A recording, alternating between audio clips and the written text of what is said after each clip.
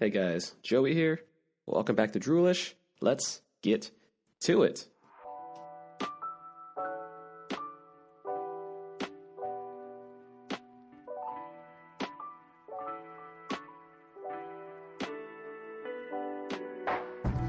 Welcome back to Droolish, episode 14. I am your host, Montano. Today, as usual, is a special episode of Droolish, mainly because I'm still hosting it and I'm still making these episodes. So each episode is pretty special for me. If you're new to Droolish, Droolish is a sleep and relaxation podcast where I just talk about a variety of subjects, generally ones about anything, and recently the ones that have been posting at the later, towards the end of the week, have been more football related. But the whole goal is to help keep you calm. I'm usually going to add music, and I'd like to add more, not music, let's say rain sounds, air sounds, more nature sounds to help create a white noise background experience. And hopefully the sound of my voice is soothing and calm enough to help you drift off into dreamland. I know this podcast isn't for everyone, but I feel like I would be doing you a disservice if I didn't tell you what the podcast is about. If you are new to the podcast, and I don't know if you are finding me via search, or if you're finding me on YouTube, or if you found me, or if you're just a current subscriber to the podcast. If you're a current subscriber, appreciate it. Love you guys. My downloads to keep growing. Oh my God. I know I'm being stupid, but yeah, I mean, what started out as just maybe a download just a day is now getting like 10 plus for every release I'm doing. So I think that's pretty cool. And for those of you who are downloading and listening, I appreciate it. And hopefully I create a good enough value and I've been able to help you fall asleep enough to where you can, give me some feedback. I always appreciate feedback. Send me an email to at droolishpodcast@gmail.com, or you can always reach out to me on Twitter or Facebook, and I generally put the links in all of my descriptions. So I'm not going to keep promoting that. I just want to dive straight in to some NFL picks.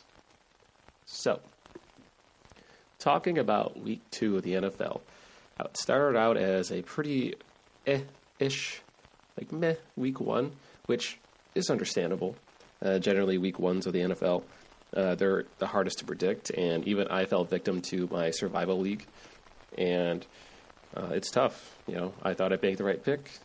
My Lions ended up getting in a tie. It's all good, but I really want to keep track of NFL picks, not for just my sake, but for your sake as well, because I am pretty good at picking most NFL picks, especially over the last few years. I'm not a big fantasy football guy because that takes too much time and dedication to win. It really does. Like, you have to do all your research on all the matchups, and it's like NFL picks on crack. But I like the pick'ems, especially when it comes to looking at what the team's done currently, how the team's trending. You can kind of get inside of like the team mentality. Look at previous matchups as well. And week 1 is usually hard because most teams are still adjusting, and I believe most teams don't even play their starters until week 1, and they might only play their starters in the preseason for like a couple drives. So game 1 is probably the first preseason, the non-preseason, but it's pretty much a preseason game. And week 2 is when you're probably going to start finding more trends and more norms, I guess normal trends, kind of what to expect. But I think I'm going to quote Von Allen Sports here. I highly recommend you checking him out on YouTube. Really smart analysis, dude. He made the assumption, and he noted that even when he does his NFL picks, he wants to wait until week 3 of the NFL because it's almost impossible to actually figure out who's good and who's bad in the first couple weeks. And I do agree with that. To me, though, again, I definitely want to point out that these picks are mainly for mild amusement / semi-entertainment purposes only. I do know what I'm talking about in a ill-informed manner, but when it comes to deeper analysis, I will try to emphasize which teams I know very well and which teams I don't. So keep that in mind. I'm probably a homer in about half of these teams because I don't watch all the games. That being said, I like to let the results speak for themselves. So, week 2.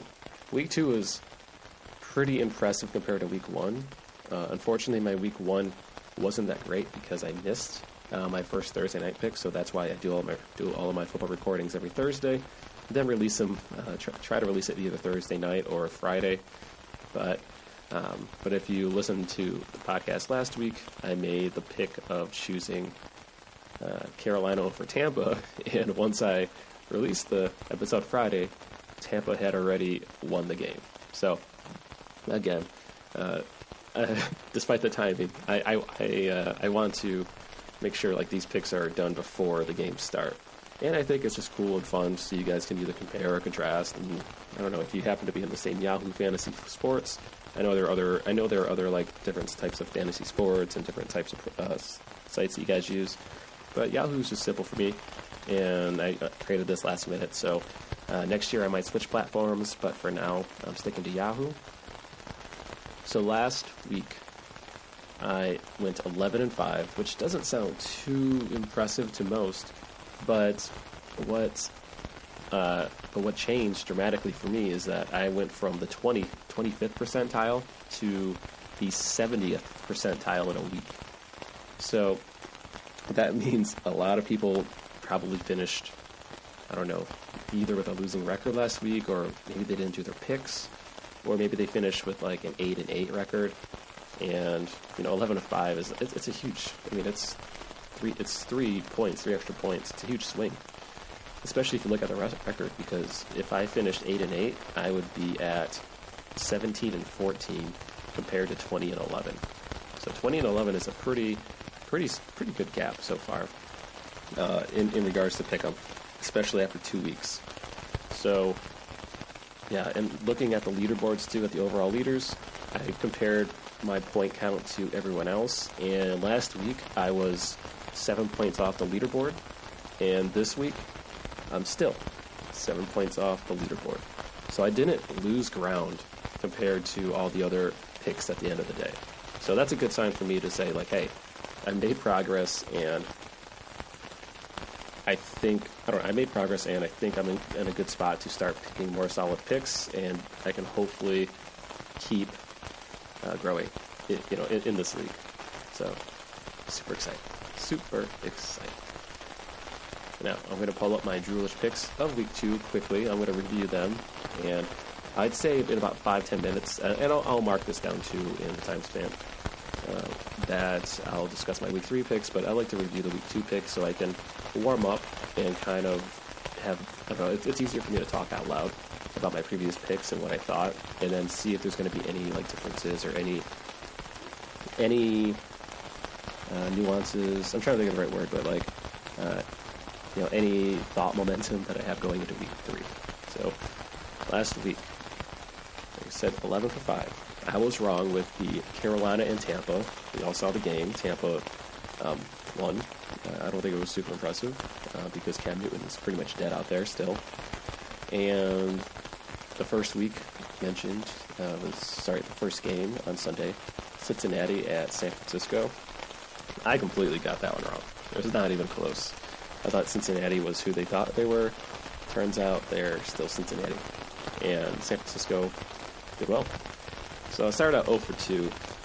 And then my sneaky upset pick, Detroit over the Los Angeles Chargers, which I'm pretty proud of because only 12% of people gave them a shot. Like, what? And I think they were like 6-point favorites? No, they were 2.5-point favorites. So they were a slight underdog, Detroit, but they still won. I don't know why the discrepancy was like 88-12%. Green Bay over Minnesota, we got that one. Tennessee versus Indianapolis. That was one of those rivalry games where I really should have taken that into consideration, though I still would have picked Tennessee to win based off of the previous week. So I can't even go back and be like, well, I should have thought X, Y, Z. No, Joey, that was bad. It was incorrect. So all of my incorrect picks so far were, I couldn't like sharing down that crap, New England got that one. Buffalo at the New York Giants. So I went against the grain, believing that the Giants were going to be better and Buffalo was terrible. I still think Buffalo is fairly terrible. It just turns out that the Giants are probably one of the bottom 2 teams in the NFL currently. So, especially with Eli Manning getting benched coming up, and I'll discuss that later. But I was just hopeful. I probably should have picked Buffalo, but I wanted to believe in the Giants, and that one's on me. That one was a smart pick. I went against the grain. The other picks, this is where it starts getting good, because at this point I'm already 3 for 7. So it doesn't look good until we start getting to the evening games. Picked Seattle, which was an underdog. Won against Pittsburgh, got that. Dallas beats Washington, got that. That was a favorite, picked it. Baltimore, Arizona. I don't know why they keep being sneaky in all these games, but they kept it close. I don't like the Lions. Baltimore is a super real team, and they closed them out. Houston, at Houston versus Jacksonville. That game was way too close for comfort. Houston snuck out a victory, but Jacksonville is probably not as terrible as what people think, just based off of that last performance. And I'll talk more about that in week 3 picks. Kansas City demolishes Oakland. That's to be expected. Kansas City didn't score as many points, but I don't think that team really I don't think that really mattered because Oakland just seemed like they weren't even trying. Chicago, I picked Denver to win at Chicago. And this is the one where I felt pretty good as an underdog. Denver was an underdog, but there was it a 58-yard kick? At the end of the game. Those are the coin flips that I talk about, where it's like, it doesn't matter which team you pick, it's really going to be dependent on who gets the ball last. And those ones are the toughest. But I really hope Denver would squeak that out, especially since they were at home. That one I did not get, which sucks, because only 21% of the folk, I like that, picked Denver. They were so close.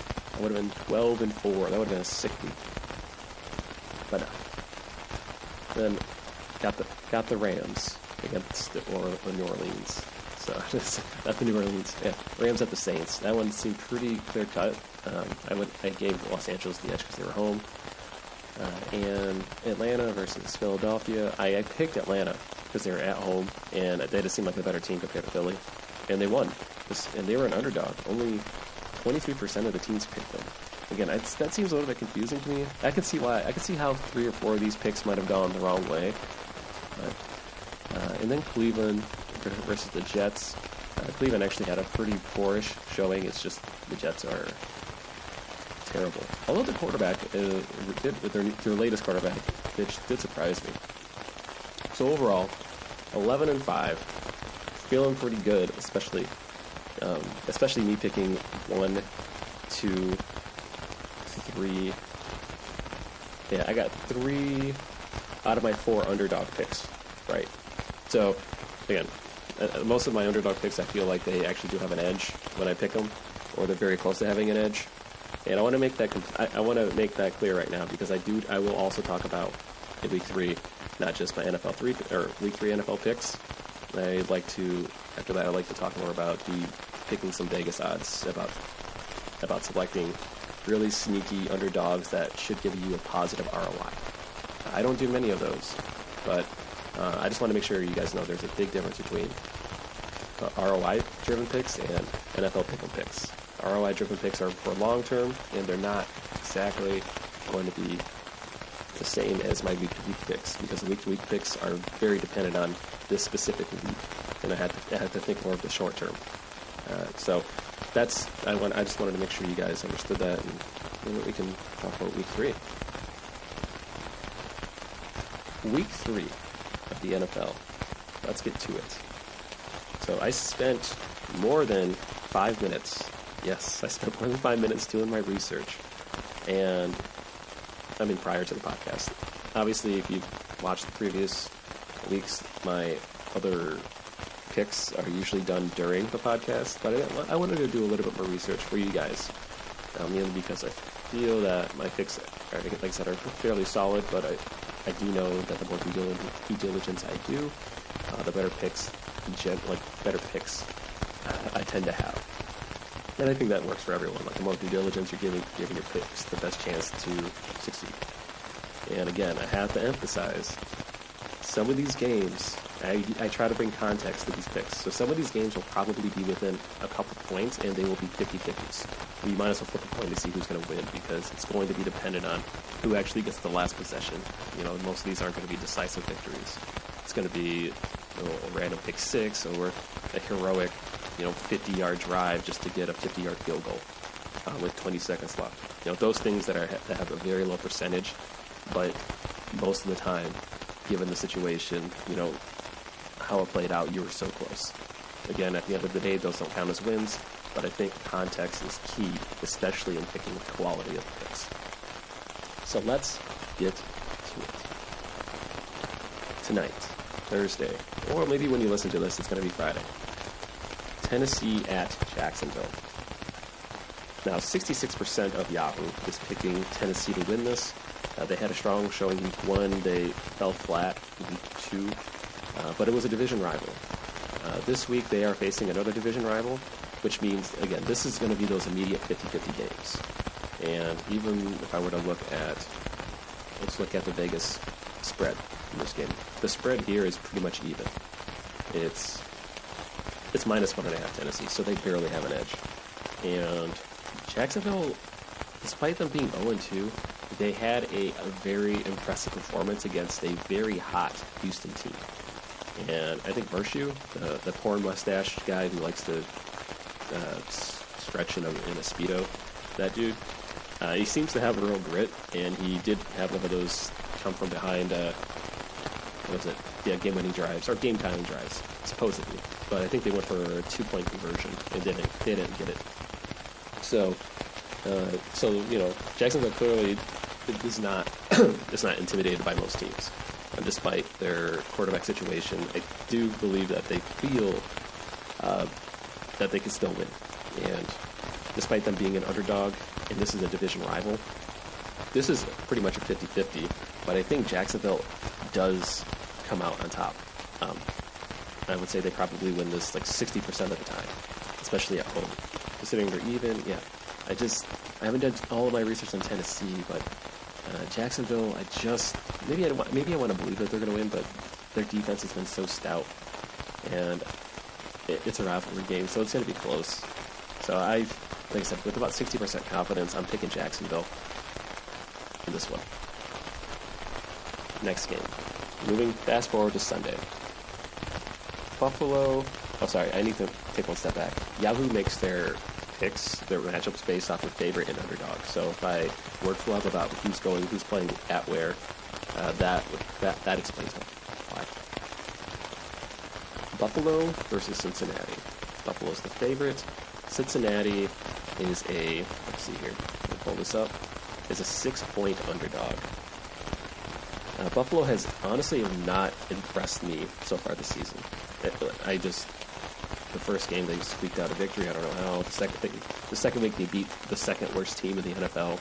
So the first 2 weeks, I believe they faced the bottom 3 teams.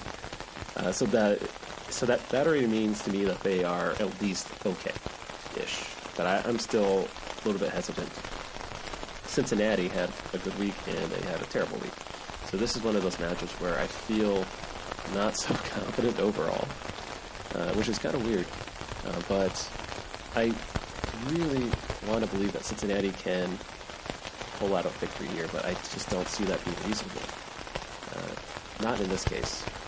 So right now, since they're playing at Buffalo, and Cincinnati is kind of on a downward trend, I want to say Buffalo wins this, though I say Buffalo wins this like 60% of the time. I don't think the 6-point favorite that they're giving them is worth it. I might pick Cincinnati too. But for now, I'm sticking with Buffalo, mainly because it's a short-term pick, but Andy Dalton hasn't played bad. I don't think the Bengals lost last week to I'm pulling up the schedule here. So the Bengals lost last week, week 2, to a very thirsty San Francisco team. They lost at home, so yeah, that's not a good sign. I want to believe, but I have to stick with the logic here. Buffalo, you're being picked. The Dallas, Okay, Miami at Dallas. Now, if anyone has been paying attention to the whole Miami situation after week 1, some of their players wanted to leave. After week 2 against the Patriots, they got shut out. This Miami team looks like they're only going to try to go for wins against very terrible teams, and they're kind of going to, I don't want to say they're going to phone it in, because obviously these players do try their best, but kind of in the back of their mind, it's like, this game is going to be a murder.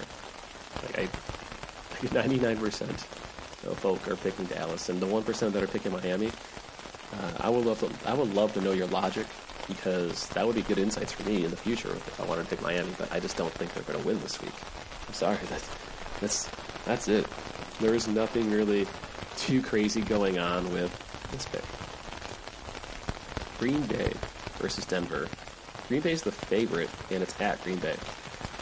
Denver has a 3% pick rate, and this is a game where I might be getting inside my own head, but I don't think Green Bay is a top 10 team. They might be top 11, whereas Denver is certainly on the down and down, but they barely lost to a Chicago team, and I think the week prior, I don't know if they had a good performance. I have to double check. I have to pull back my memory catalogs here. And I'm looking for Denver here, week 1. They had a Monday night game, that's why. And they barely lost to New Orleans. So Houston, sorry, got that wrong. Oakland. I think Oakland probably is a decent team, and I do trust Joe Flacco. Believe it or not, he's not a terrible quarterback, is what people believe he is. I think he's pretty underrated. He still gets a lot of crappy stuff in his contract that he signed, but he's still very capable. And I think this matchup's going to be a lot closer than what people think. Green Bay has a 7.5 point favorite. Honestly, this is probably one where if I wanted to look into the Vegas odds, this might be a good money line pick, depending on the odds. I think this is a 50-50. I honestly, I don't want to say 50-50. Denver, it's probably a 40-60 because Green Bay's going at home. But this is a regular morning game, or early afternoon game.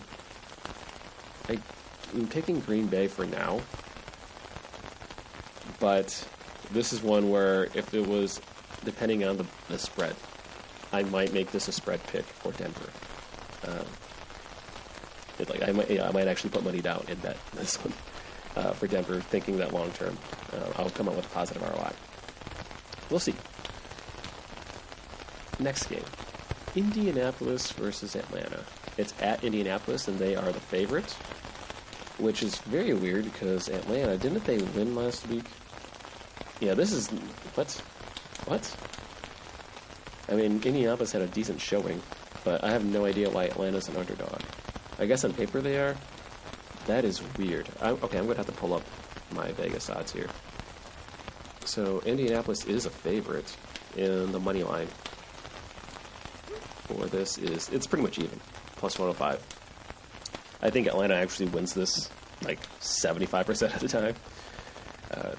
So despite this being a quote-unquote underdog pick, I wouldn't call this one an upset. I just believe Atlanta's got this one.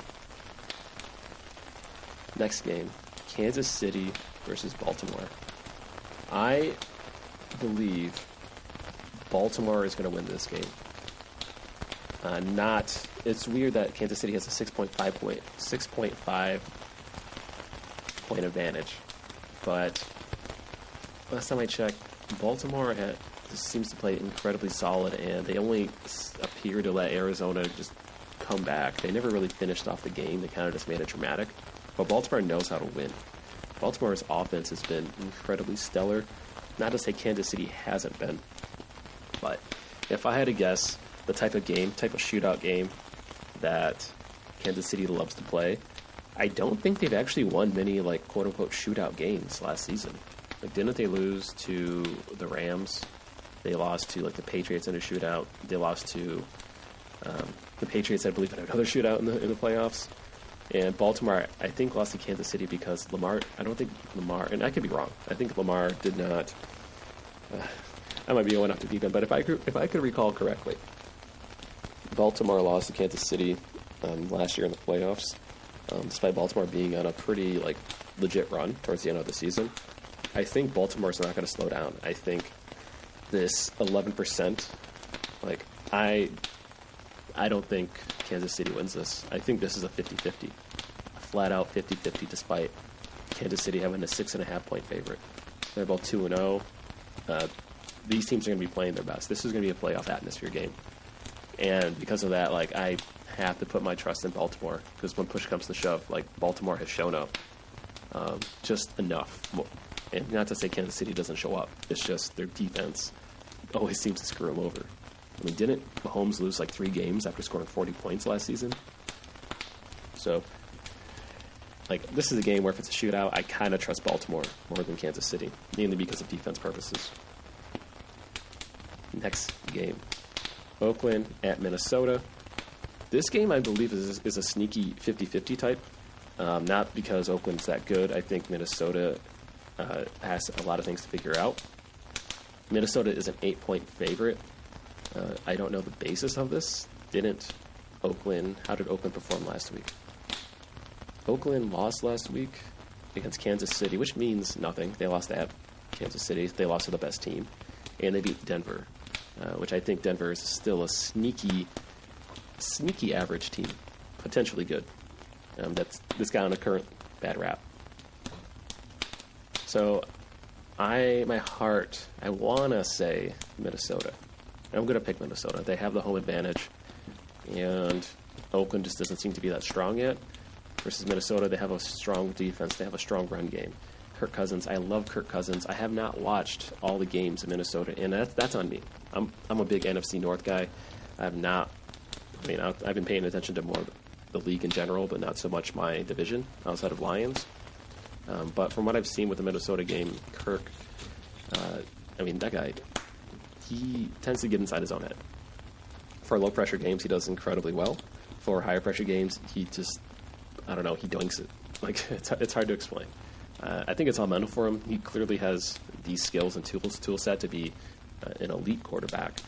It's just getting him in that consistent mindset of playing it all the time. So, this game, I think Kirk's going to lay waste to Oakland.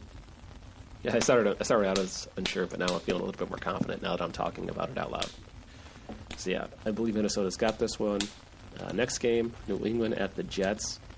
I'm picking New England here, and once I look at the odds, these spreads, the Jets could be a sneaky underdog pick that has a good ROI when it's all said and done. Mainly because, and I'm not. Don't get me wrong. I'm not implying the Jets have a reasonable chance. I'm just saying they have a greater chance than what most people think. People think they have a 0% chance. I think they got like a 5% chance. Okay. Reason being is the Jets. Was it Luke Falk? Impressed me. Like, thoroughly impressed me last week against the Browns. The Jets game should have been a lot closer. I believe there were 2 drives where Falk was driving down the field, and I think there was a fumble by Bell, and then there was another turnover. I think there were two turnovers or 2 turnover drives that ended in turnovers, if I recall. I know one for sure, but it wasn't exactly Falk's fault. He had strong poise. He had good poise. He did his checkdowns. And for a guy that's only been on the team for, a few weeks, I believe, that hasn't had much practice, I think he was probably even watching Monday Night Football 2 weeks ago. Now, for him to come back, and he came from Washington State University, the same college as the Jacksonville starter now, Minshew. He had poise. His team just never got him the opportunity to score twice. They could have had 2 touchdowns. So the Jets game, it doesn't look. The Jets-Browns games last week is not representative of what you see on paper. What you see on paper is not the same as how the game played out. I think the Browns underperformed and the Jets severely underperformed.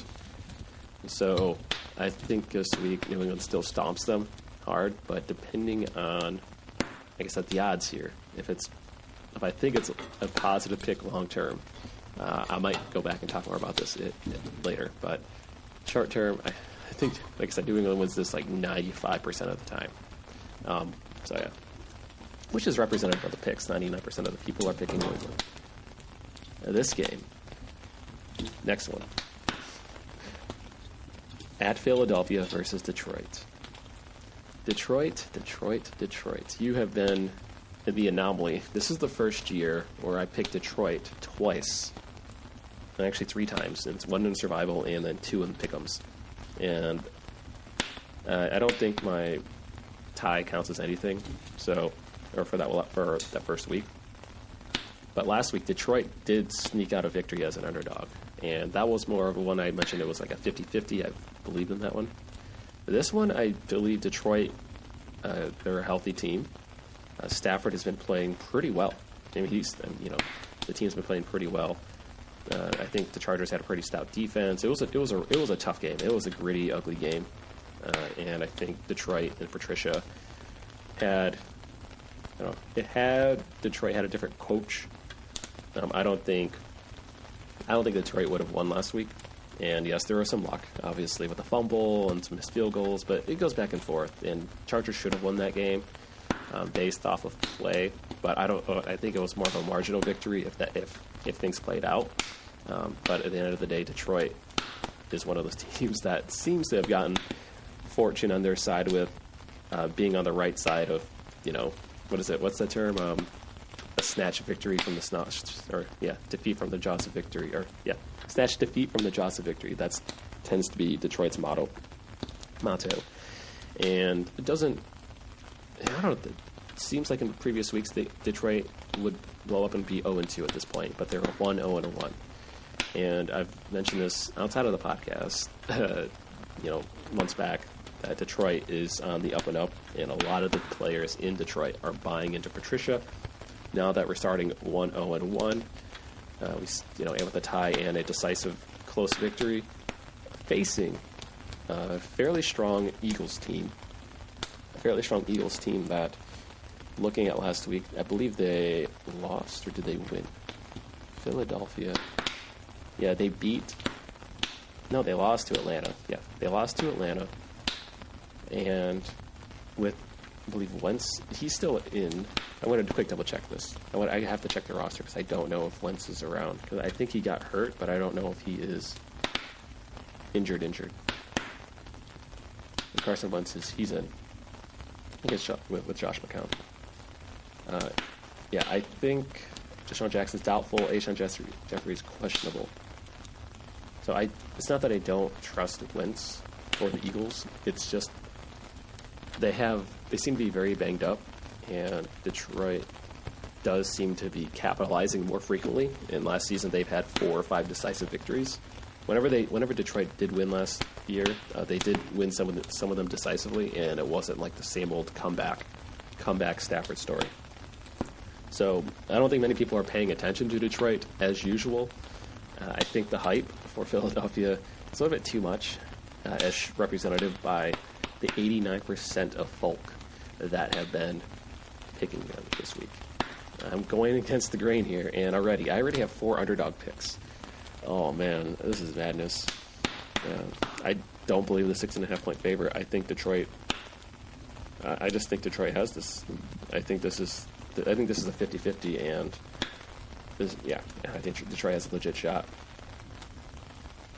Next game, Carolina at Arizona. Arizona's playing shaky. Cam Newton is playing equally shaky. This game makes me very nervous because Cam should be playing well. The thing is, I just don't know how Carolina's defense has been playing as a whole, and if they're not going to bring pressure to Kyle Murray, Kyle Murray has been shown to go off, which again blows my mind because teams don't seem to be figuring this out.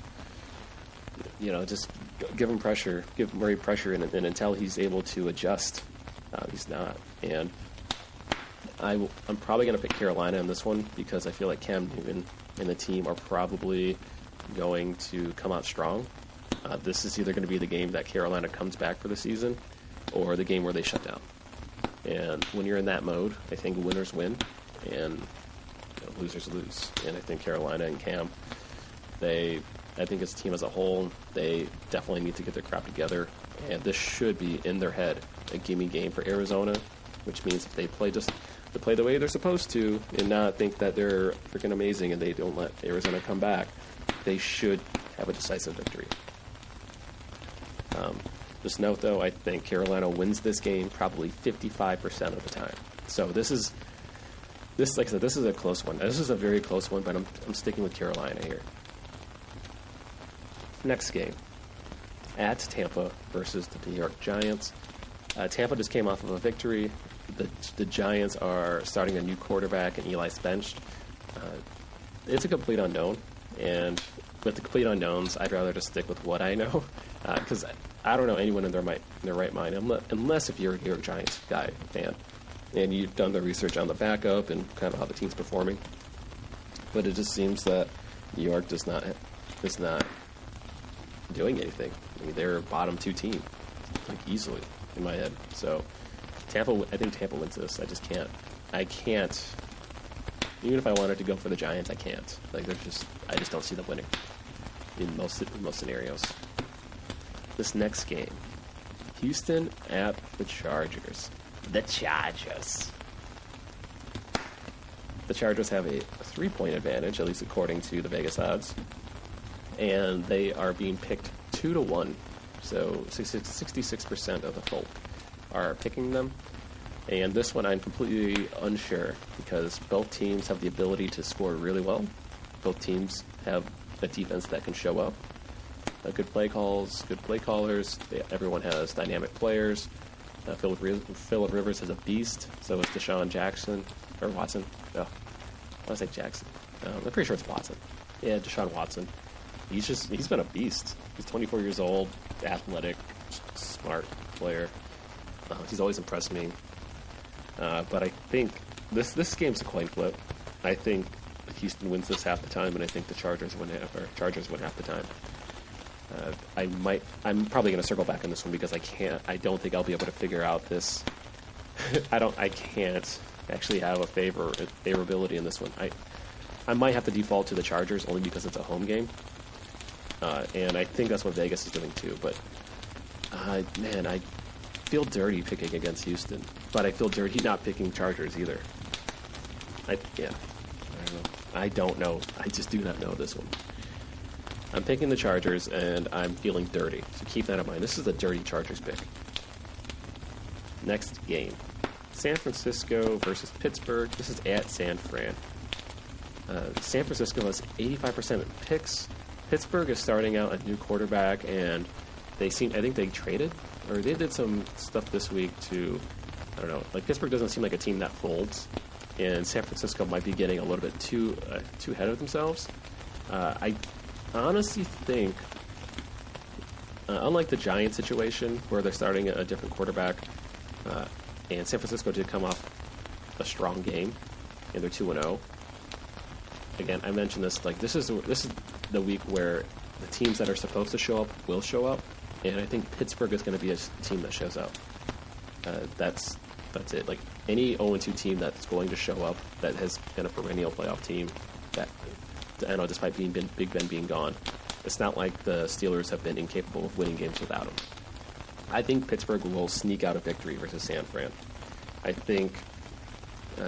Honestly, I think this is a greedy pick for me because I think San Francisco wins this still 60% of the time. But in my heart of hearts, I just have that's a sneaking suspicion of Pittsburgh. And I'm going to double check this too before I make that blind pick. But I'm pretty warm on Pittsburgh at the moment. I'm going to pull up the schedule here, and yeah, because Pittsburgh did not have a good showing week 1. The week 2 they. The NFL here and get my schedule standings or schedule. Yeah, week 2. Pittsburgh Steelers they barely lost to Seattle, to a Super Bowl caliber team. I think they lost Big Ben in that game too. But I think Pittsburgh has all the pieces. I feel more confident looking at this. Like, I want to see how they perform this game overall and who did what and who's still going to be around. As you can tell, I'm taking this a little bit more seriously. And let's see here. Kyle M. Randolph, 12 for 19, 2 touchdowns, 1 interception.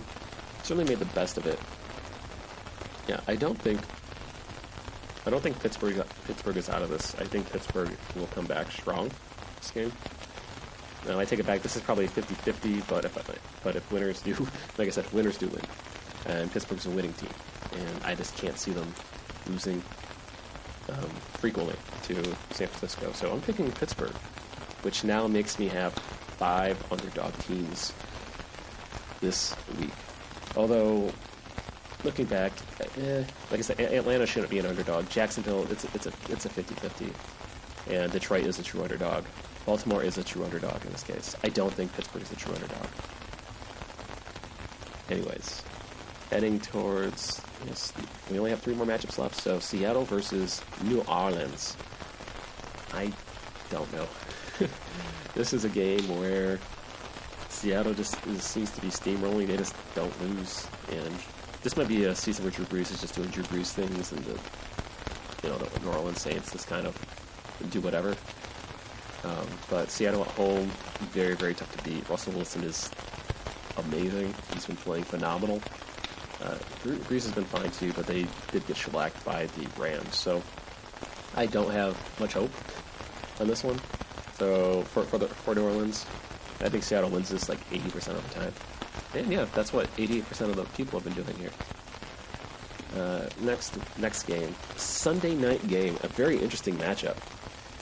Los Angeles Rams at Cleveland. All right, now I love Cleveland.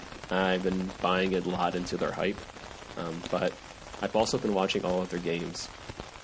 And Cleveland has the right pieces, but it's all going to be based around Baker Mayfield. And at this point, especially after last week, unless Baker somehow is able to not get inside his own head, because I don't think he's as terrible as what people are saying after last week. I watched most of his games last season too, and he performed solid. He loves the showtime, but I think he gets way too eager and he does way too many hero ball things. If he's anything like any other young 20-year-old that I've known, including myself, is that he's going to keep trying to do things until they don't work, and then eventually he might change things up. So last week they won, and I don't know if that's representative of him. Obviously, the Jets were a completely terrible team, like they are a bottom 3 team versus a top 3 team. I don't think Cleveland's going to squeak out a victory here as much as I want them to. If they win, then Cleveland, I applaud. I'm not going to give you a real applause, but I applaud. I applaud this, but I do not see the Rams losing this. I was going to say, at Cleveland. I think Rams win this game 80 to 85% of the time. Considering that 90% of the people are picking the Rams, I tend to agree. This could be a potential sneaky pick for a spread or whatnot for Cleveland's way, but I would have to look at the odds. But I just don't see it. I just can't imagine Cleveland winning decisively against the Rams. It could be a close game where Cleveland can sneak a victory, but I'm not in the business of picking out the sneak victories. I'm trying to figure out the best chance with the information that I have. So the Rams, this should be a fairly straightforward pick. I'm not going to overthink it. This last one, the Monday night game, Chicago at Washington. These two teams are going to create a terrible Monday night game, I'm not going to lie. Trubisky doesn't seem to be playing as well as he has been. I will say Case Keenum, I believe I don't think he got injured last week. He has been playing fairly solid. I haven't seen any major issues with how he's been playing. The defense, on the other hand, has been giving up a lot of points, and Case Keenum is probably good to give you between 21 and 28 points a game. Maybe a couple touchdowns. If he somehow lights it up and has a good team around him, like a good offensive base, I can't imagine, getting in the low 30s is not out of the question on any given week for the Skins, from what I've seen this season.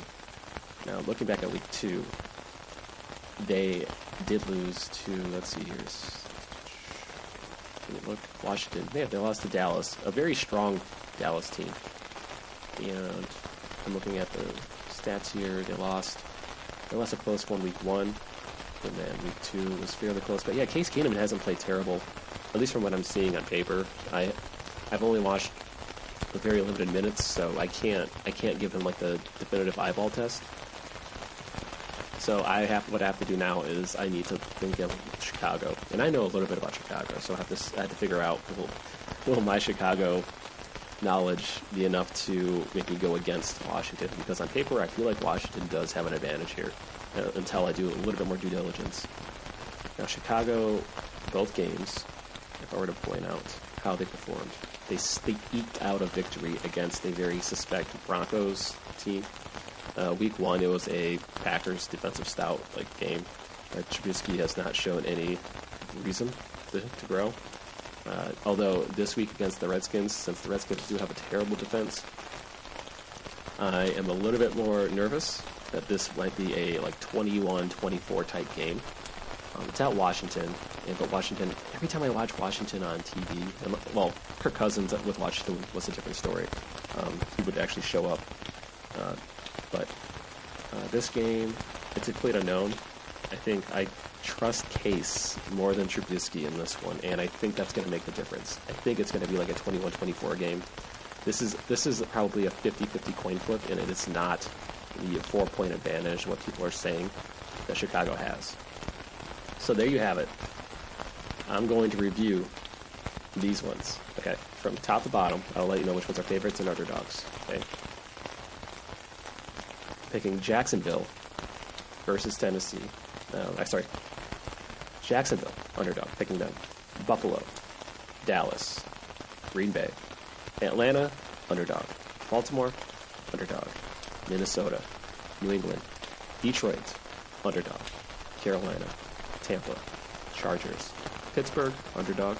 Seattle, the Rams, Washington, underdog. So 1, 2, 3, 4, 5, 6 underdog picks. I am very nervous, my friends, because I generally don't pick this many underdogs. It's usually between 3 and 4, but I think 2 of these underdogs, especially the Atlanta and Jacksonville, they should actually be even or probably favorites. So, but on paper, from the picks from Yahoo's perspective, I'm picking 6 underdogs.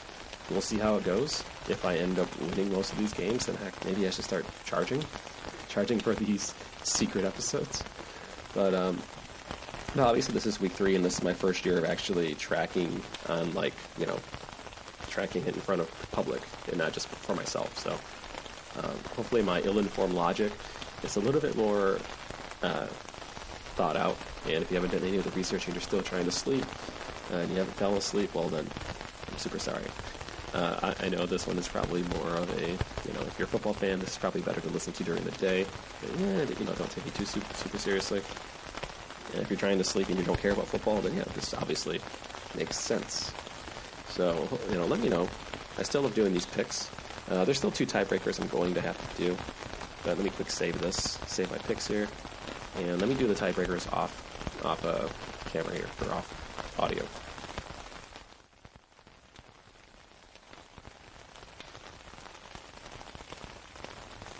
Cool, so I made my tiebreakers too. It was actually pretty straightforward. I had to guess Washington, I had to guess the Chicago and Washington score, the Rams and Cleveland score, and then who will score the most points this week? New England. Who will score the fewest points this week? If the trajectory continues, I'm going to have to say the Jets, because New England has only given up 3 points this season, so that should be a pretty straightforward one. Moving on to my anti-NFL power rankings. I love these anti-NFL power rankings, or maybe I can't even speak. Blah. The anti-NFL power rankings. I'm probably just going to call them bad power rankings, or the worst NFL teams for sure. I don't know, but maybe I'll stick with the anti-power rankings. Yeah, the anti-power rankings. If you're unaware, everyone does power rankings every week. It's released Tuesday. Everyone likes to be the first one. They want to say, oh, these teams are great. Here's why. Here's our analysis. And for me, I love them. And I'm pretty sure some of you love them too. They're representative of kind of how strong a team is and how they've been recently playing. There are always going to be some other nuances and biases that might be thrown in, such as, team history, coaching, their previous years, experience, matchups, and so on and so forth. So, some of these draft analysts are pretty terrible. They just don't even look at the games, and some people try to do their best for insights, to provide insights. For me, I don't care about the best. Okay, I already showed you all of my picks, all what I think of the teams. Now I want to talk about just the worst teams. The worst teams that should have no shot, just as a way to analyze what they're doing and potentially figure out ways that they can win or change. And I don't think this actually has any super big value at all. This is just for my own amusement, and if you guys want to create your own anti-power rankings, feel free to do so. I just figure that the worst teams tend to not actually get enough talk, coverage, and even some of the bad teams, quote-unquote, in the worst power rankings do not... I don't think it's reflective of like the organization as a whole. It's just more of a reflection off of how the team as a whole is playing currently. So it's not, just like regular power rankings, this isn't representative of them being the same forever. Now, I'm going to go in order of 1 through 10. Starting number 1 is being the worst team currently in the NFL through 10. And I've added 5 extra spots for the bottom 15, but I'm not going to analyze spots 11 through 15 because it takes a little bit too long, and it's all about the top 10. I'm only tracking the 15. I'm only tracking the bottom half of the league, just so I can keep track of the changes week over week. I think that's an interesting dynamic. So if you like it, let me know. If not, let me know. Just always, you never know. So I figure always try something new and just see how it works. So, looking at the underdog. No, sorry, not my underdog picks. I have a lot of different tabs open. The NFL anti-power rankings, week 3, begins now. Starting at number 1, the worst team in the NFL, at least in my eyes. The number 1 anti-NFL team is the Miami Dolphins. They have not moved up a spot since the previous week. They were ranked number 1 week 1 and still ranked number 1 week 2. They have shown zero will to play. They've got shellacked both weeks. They didn't even want to play the freaking Patriots. Didn't they get shut out? Like that is if that game was supposed to be representative of like what the best team and the worst team were supposed to look like that would be it. And Miami just, I don't know. I mean, the Patriots could be that good, and Miami just starts off terribly. But from what I've been reading about the organization and players wanting to leave, and I think they just traded off one of their top defensive backs to I forgot where, maybe Pittsburgh. But they traded him, and they're trying to round up picks, which means they're in tank mode. They're probably not going to say they're in tank mode, but they're tanking. And until further notice, Miami is probably going to be a perennial number 1 anti-power ranking team. So congratulations, Miami. You keep doing you, and I keep looking good. Picking you as the worst team. But seriously, Miami, I don't know. I really hope that you guys can improve. You guys are not... I don't think you guys are as bad as what you say, but... I haven't watched all of your games, but you guys always seem to be a perennial, at least semi-contending team. And you guys have Rosen too, so this is the point where you try him out too. So you never know.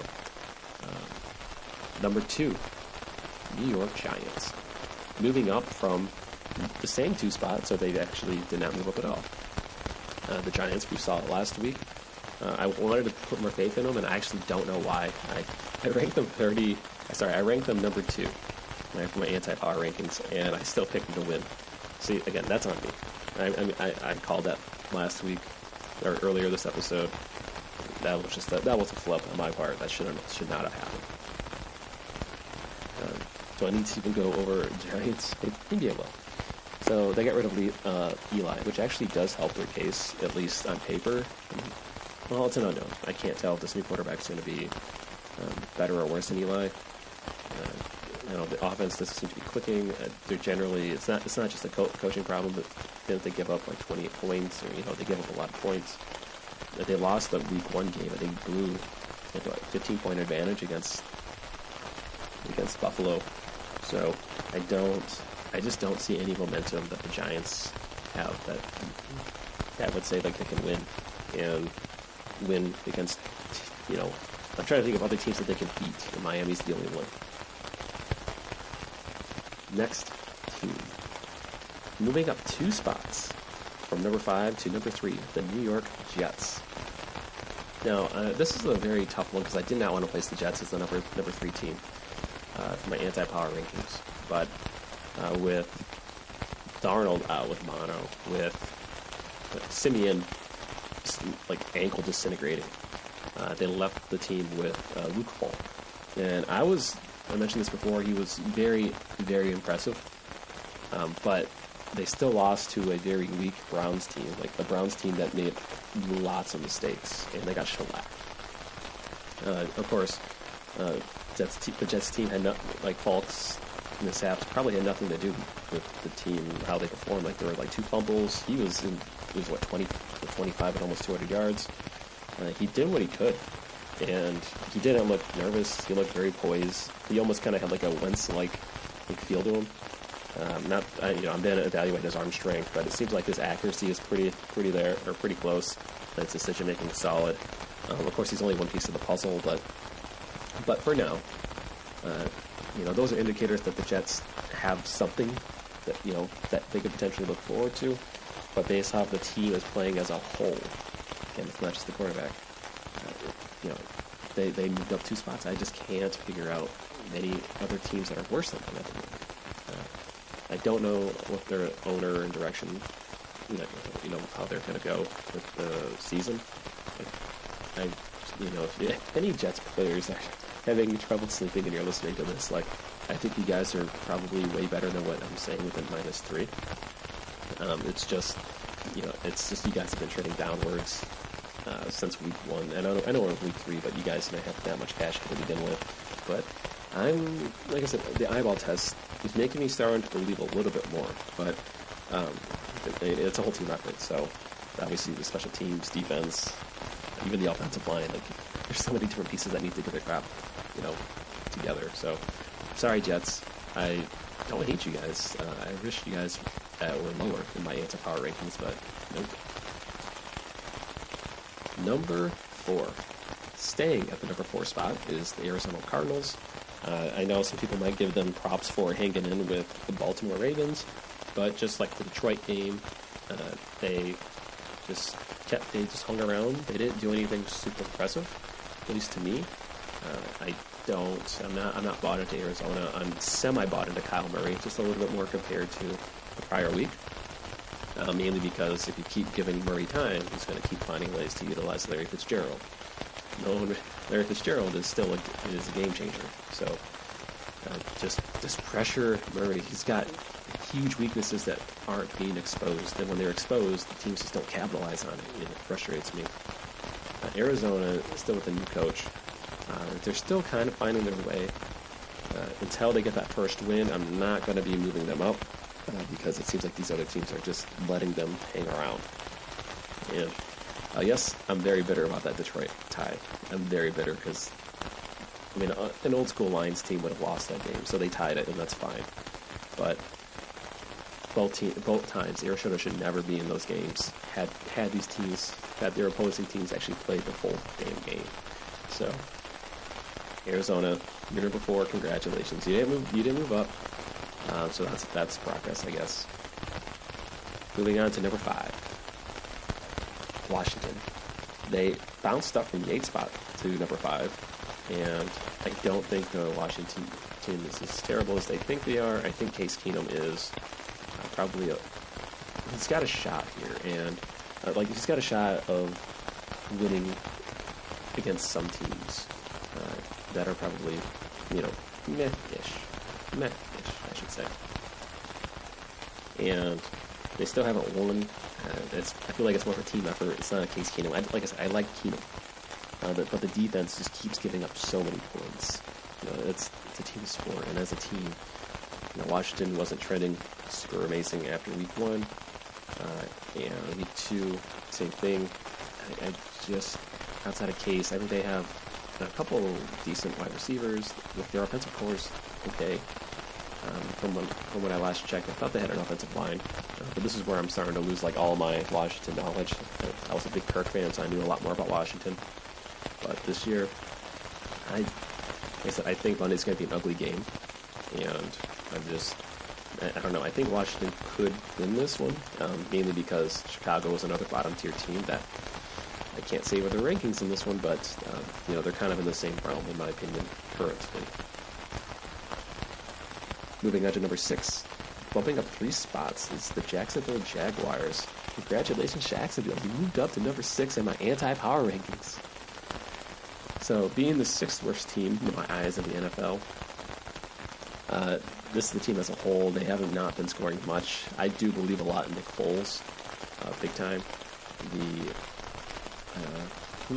Minshew, he did what he could to almost sneak out a victory last week, which probably, like I said, I'm probably a little bit too harsh on this number 6 ranking in Jacksonville, but I'm just going to order of the teams that I think just are better, like, not even just comparatively. It's just, I think this is just kind of how everything felt. So Jacksonville, haven't won both games, but your defense has been very stout. Unlike Washington, where I feel like your offensive is good, but your defense is terrible, I think Jacksonville has a very stout defense. The offense, they're still figuring out a lot of it. But like I said, at this point, some of these teams are just not terrible, like you would think. I think kind of Jacksonville is almost the barometer of going from terrible to mediocre. So this is one of the mediocre type, and I'm not trying to be super mean, but like that's kind of how I think about this one. Jacksonville is just mediocre. I think they're terrible. They have the potential to be great, but as a team offensively and some play calling and just not there yet. They're close. I think they're close, but you have to still win. You have to show up at the end of the day. And yes, I'm trying to put context in this situation, but the context is Jacksonville just doesn't score a lot. They have a stout defense, and they're battered and bruised. So they don't have any positives going towards them to make me want to rank them lower, or even out of the bottom rankings. Number 7, moving down a spot. Yes, finally. A team that's moving down out of mediocrity. That's still mediocre is Buffalo. They are number 7. So from number 6 last week, they moved down to number 7. I sound like I'm pretty rough on this one because I know they won last week and they won week 1. But they, when you beat the worst 2 teams in the NFL, or 2 out of the worst 3 teams in the NFL, excuse me, it's worth something. But it's not a barometer of actual. I can't say skill because they clearly won't. But it's not a barometer of like the correct ranking of where they belong. I want to see them just win the game against an average team, not the bottom, like not a legit bottom feeder. So again, this week they are facing Cincinnati. Cincinnati, I have them ranked. I think they're 1-1, and they're not in the top 10, but they are pretty close. So the win against Cincinnati this week, and I am voting. I'm going for Buffalo, and I told you the reasons why. Mainly because of like the home edge and the uncertainty of Cincinnati. But at least Cincinnati has shown to like win and have good flashes of consistency, but they just don't have the wins to justify that at the end of the day. Whereas Buffalo, I don't know, just 2 unimpressive wins personally. Again, I don't want to be super mean, but that's what I see at the end of the day. So this is going to be the first like test of like facing about average team, maybe trending downwards. But if they win this, I can't foresee them staying in the anti-power rankings for long. So this is your week, Buffalo. Impress me, and of course win. You probably should focus on winning first. Number 8, coming from nowhere. He's entering the first time is the Denver Broncos. So the Denver Broncos, I just do not see them as a terrible team. I just don't see them as a team that is super explosive at this point. They are a team with a lot of potential that I like, but I think I think they could win. They could beat 90% of the league in any given day at this point. But they have not done anything that's thoroughly impressed me. The offense, Flacco, he's decent. He's still a solid quarterback, and I think Denver's defense is still fairly fairly capable. I think it's always been capable. And going back to week 2 of the NFL, they lost against a pretty weak Chicago team. So I don't see weak because Chicago's defense is pretty stout. So Denver has not had a good showing so far, but I don't believe it's not as representative of how the teams play. Unlike the other 0-2 teams, and I even have a 2-0 team still ranked beneath Denver. So let's make that straight. So clear that up. So Denver is still my number 8 anti-power ranking team. They had the capability to win. It was just tough for them to pull out a victory, especially facing against a stout defense. But I don't think they're as terrible as what people think they are. They certainly have the ability to stop scoring and to score. It's just kind of putting it all together more consistently and just having a solid performance. They really just need a decisive victory under their belt. Moving down 6 spots to the number 9, Tampa Bay. This team was trending to be a bottom 3 team because Deshaun Watson has eaten so many W's that he can't consume anymore. Apparently, he can still win against a very broken Cam Newton and a very beat-down Carolina team. So, at least in my eyes, Tampa has shown to be a semi-contender. It's still not super representative of what they can do in the future, but it's enough to where I feel comfortable of having them defeat bad teams comfortably. I don't think they're a bad team. I think they show flashes of greatness at times, but it's wildly inconsistent. So they feel more of like a wild card type, and not like wild card playoff team, more of like I'm a wild card. Beesh. See, I didn't cuss, but like that type of wild card, like the crazy team, and that's fine. I mean, it's an identity, and they might be hot, they might be cold. They're 1-1 right now, from what I believe, if I'm correct. And they dropped 6 spots. So, if you continue at Tampa, then I won't expect to hear your name anymore in the anti-power rankings. Coming in at number 10, showing up for the first time, is the team that they just beat, Carolina. So Carolina did not come from. I think they might have been a top team in other power rankings. This loss, on top of like kind of Cam Newton's mentality, like right now they are kind of what Detroit was last week. A team obviously with a lot of potential defense, but it seems like it's there-ish offensively. Maybe it's just play calling, but Cam does not seem to be himself. He still could be injured, but he's probably the best chance to win. So even still, like a weakened offense puts Carolina just on the cusp of being in the top 10 of my anti-power rankings. I don't know. I feel that if they are going to be the team that they want to be, like if they were going to be a playoff team that they're going to win, like they have to beat the bad teams. That's it. And that's why, like I said, that's why I'm picking Carolina over Arizona, and I hope that they win. At this point, some of these teams that are around the bottom 10 spot are probably decent. Like, I don't see mediocre. They're like mediocre to decent with the potential to win. So a lot of these around the 10 spot, you're going to, not going to be as scathing compared to the earlier ones. Now, if you're curious, about 11 through 15, I don't want to do the whole 30 because that almost turns into power rankings. But for tracking's sake, okay, I'm just going to go down these next 5, and it's not going to take super long. Moving down 4 spots is Chicago. They won last week, so I can't punish them. They barely won against Denver, and they should be ranked better than Denver, at least for now. And then 4 teams that I think are suspect. Number 12, Cincinnati. Number 13, Pittsburgh. Number 14, Cleveland. Number 15, Indianapolis. Number 16, I only included 16 because I'm greedy here, is Detroit.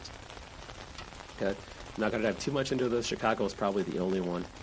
But I'm only mentioning these numbers because next week, depending on how some of these teams perform, they might enter the top 10.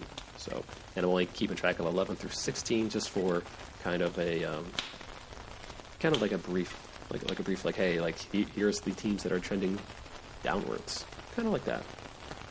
So, number 1, Miami. Number 2, the Giants. Number 3, the Jets. Number 4, Arizona. Number 5, Washington. Number 6, Jacksonville. Number 7, Buffalo. Number 8, Denver. Number 9, Tampa. 10, Carolina. And there you have it, folks. Anti-power rankings. Let me know what you think. I'd love to have arguments about who the worst team of the NFL is. I mean, wouldn't we all love that? I mean, everyone spends hours discussing the 5 best teams. Why not the worst? In case you guys don't know, I'm joking here. I definitely would like, I mean, people could discuss anything, but I definitely get why most people would prefer to talk about the best teams. That said, I did forget my underdog picks of the week. So this week I have 3. Now, I want to be clear. All right. I have 6 underdog teams that I'm picking, and I mentioned this before, but most of these are either going to be like a hunch, or I just think it's just a gap in the matchup, like a gap in how favorite underdog is performing. And some of these are going to be like 50-50s or 60-40s that I'm picking. So that's for the pick'ems. For the Vegas odds, all I care about is the discrepancies between what Vegas is saying and the odds that they're paying out. So, case in point, one game that I picked here on my pick'em, I picked Green Bay over Denver, and I feel dirty about this one because I really think Denver is a lot better team. I mean, they just have to get the wins under the belt, and they're my number 8 anti-team. But I don't think Green Bay is as good as what people say. So even if you're living in Vegas or you bet online, the line about is, the spread, the money line is plus 300. So that means if I pick Denver to win straight up with $100, they'll give me my $100 back plus $300 more. So 100 goes to 400 if I pick Denver to win Green Bay. And I mentioned this before. I'm picking Green Bay to win this game specifically for this week.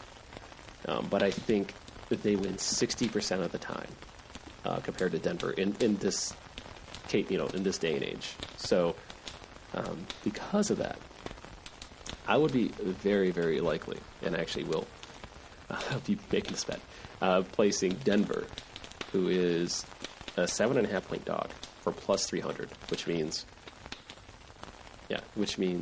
1 out of 4 times Denver has to win in Green Bay for me to be profitable, or for me to break even.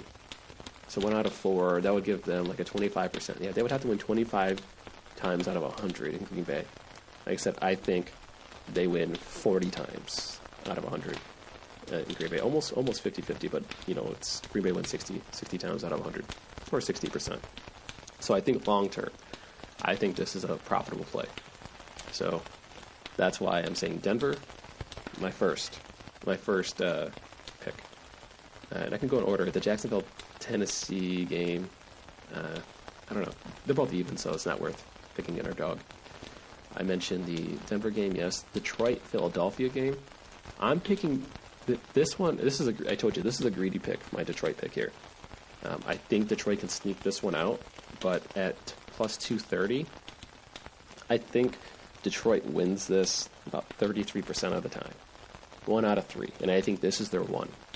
And if you pull 100 in and you get plus 230, that's about 330 total. So yeah, it's about 33. It's around 33-ish%. So I think this is a slight plus EV play, plus ROI. I say EV is expected value, so some poker terminology. I think long term I come out ahead picking Detroit slightly, very, very slightly on the Vegas Insider. So, but that is not. I'm not going to say that is a definitive one. So that's one I'm feeling sneaky about, but don't. That is not a official, Droolish pick. That's going down. Baltimore versus Kansas City. This one I think is a 50-50. I think Baltimore beats them half the time. There's nothing more to be said. I just think Baltimore is that strong, and I think in shootouts, Kansas City's defense just lets them. I don't know. They just don't they can score. It's just the team as a whole. It's just when push comes to shove that unless if Andy Reid changes his style or whatever, I trust Baltimore. It's a 50-50. I think half the time they win. So even just the fact that it's a plus 240, and the fact that Kansas City is a plus 6.5 point favorite. I think that's a huge discrepancy. I could be very wrong on this, but between like, plus 240, plus 245, depending on like the station casino or online. I think this is a super strong pick. Like that one. So yeah, I have Denver. I'm definitely playing that one. Baltimore, playing that one. At plus 240, because it's a 50-50. It should be like a plus 115 in this case. But it's way off. Like, I just believe, and again, I want to keep track of this throughout the season, because I can be 1 for 3 in these picks, but as long as the plus EV says I'm coming out as a net positive, then I can work from there. So I just want to keep that in mind. Baltimore is just too good of a pick to ignore. Then Cincinnati at Buffalo. Cincinnati's a plus 215 at Buffalo. They could win, but it's just too much of an unknown on how they're going to play still. So I stick with the safe pick here. Atlanta, Indianapolis, it's plus 105, nothing too crazy. Oakland, plus 300 at Minnesota. I do have them. Ooh, actually, it's not just plus 300, it's up to plus 350, depending on... So, even between plus 300 and plus 330 and 350, depending on if you go at the MGM or if you play online. I think this is a solid pick. Again, I'm not picking Oakland to win at Minnesota in my pick'em, but I do know Minnesota has the ability to lose to any team, and they probably win this game 60% of the time, maybe 65, 2 out of 3. And considering that the odds here are better than like 3 out of 4 and almost 4 out of 5-ish, I'm coming out ahead, probably way more frequently. So I don't know why Oakland has a minus 8.5 point disadvantage. Minnesota has shown to hang around in games. So, again, that one is a huge discrepancy, and I think Oakland can sneak out a victory. Now, I want to make sure. I want to make sure you guys understand that these picks, again, are purely for ROI plus EV plays. In some instances, I'd like to find matchups where if it's a 50-50 and it's a plus 200 plus, then I'll go for it, which is the Baltimore case. And then the other ones are plus, like I said, the plus 300s are ones to where I think long term it's still going to be profitable with my due diligence. If I happen to win this week, then obviously it's a good indicator. But most of these games that are plus 300 and plus 350 are going to be games where they're going to be within 3 and 7 points, and it might come down towards the end. At least that's how I see it. So these ones are not locks. Baltimore is like the best plus EV play, but like saying they're locks, it's super tough. Because I like the long shots. I like it when a long shot has a legit 50-50 shot to win at the end of the game. Because that means to me, it means my analysis is fairly close, and it was just more so losing or winning just off of like a couple of a series of events that either went my way or not my way. Because if it comes down to like a game time field goal, if someone gave you $10 and said, I'll bet you they'll make it, and you'd be like, well, give me 40 if they make it, and they'll say no. Well, you bet the casino pretty much the same thing at that point. So, again, it's figuring out the best team to win down the stretch and that can finish it off. So that's my logic, and hopefully in the next few weeks I can continue to tell you my win-loss record and how much money and stuff I would be lost and won. So yeah, I don't think I have anything else. Wow, just like that, folks. Time flies when you're just making NFL picks and just offering ill-informed opinions.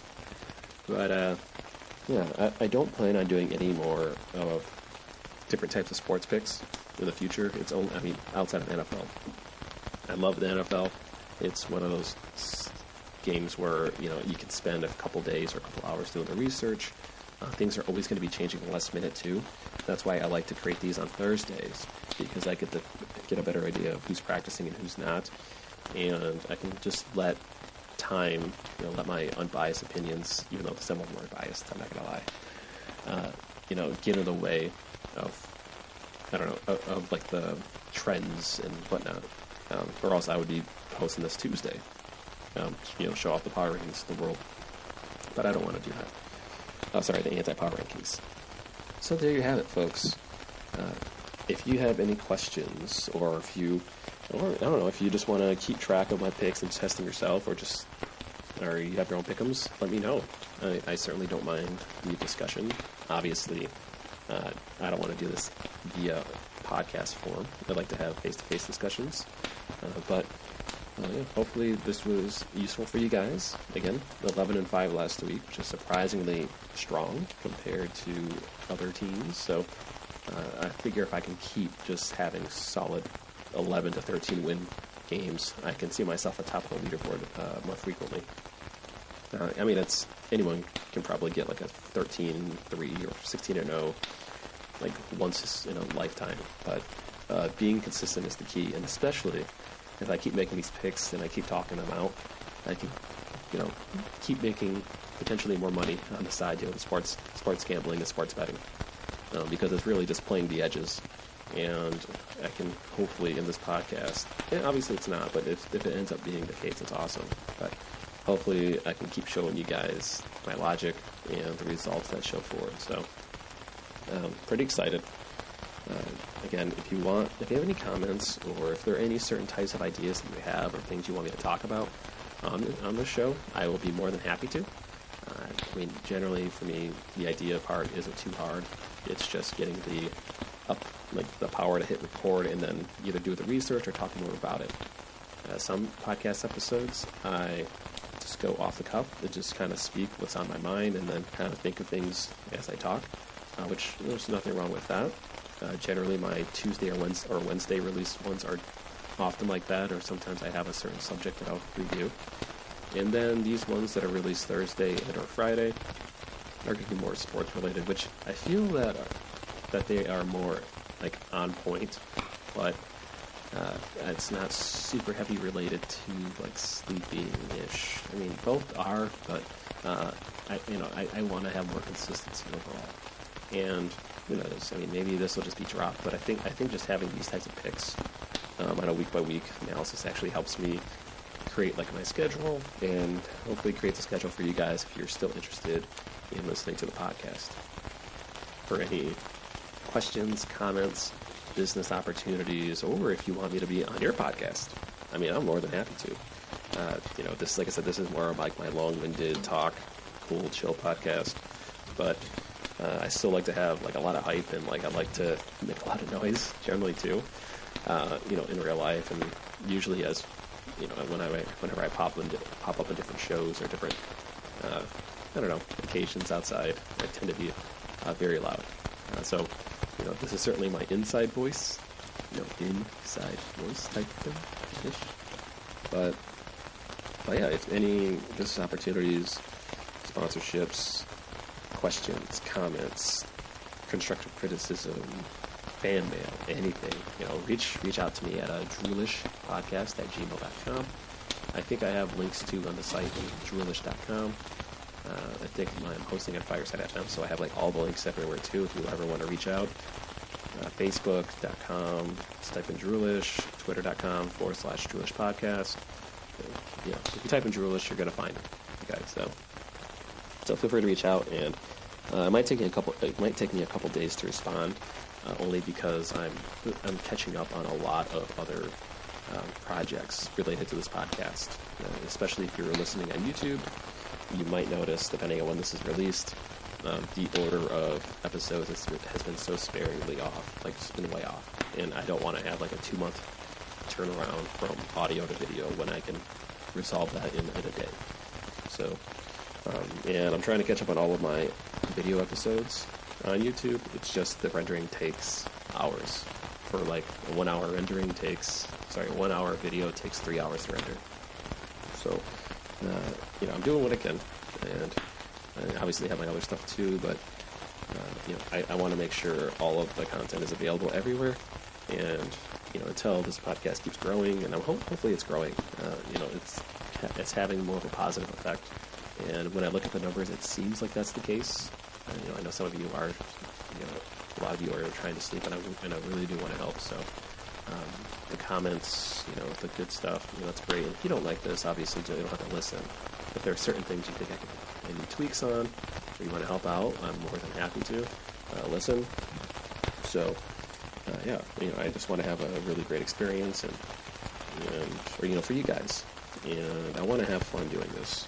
And I do have a lot of fun doing this. I think it's great that I get to record and talk for an hour or an hour and a half, and hopefully, provide value. And in this case, it's to provide winning NFL picks and to provide a calm, soothing experience. And you can hopefully go off into dreamland. That's about it. And I think I'm going to let the rain and the fire and any other sounds that I'm finding, I'm going to be testing them still.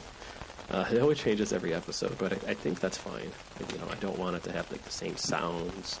The same exact like rain sounds. I like different ambiances. Like I like the sound of rain in a car. I love the sound of rain and weather. I love the cabin, like blizzard sounds. I love the fire crackling. I love like water crashing on like the ocean, wind breezing in the trees. Okay, there's so many different types of like calm ambiance, like AMSR type things, like sounds that I can include. So like I said, I don't want to keep changing things too much, so I'm adding a little bit more subtle sounds. But until then, guys, thank you for listening to the podcast, episode 13. Wait, is this 13 or 14? Wow, it's crazy. Listening to this episode of Droolish. Hopefully you guys had a wonderful day or a wonderful night. So you guys, close your eyes, enjoy yourselves, dream easy. Take care.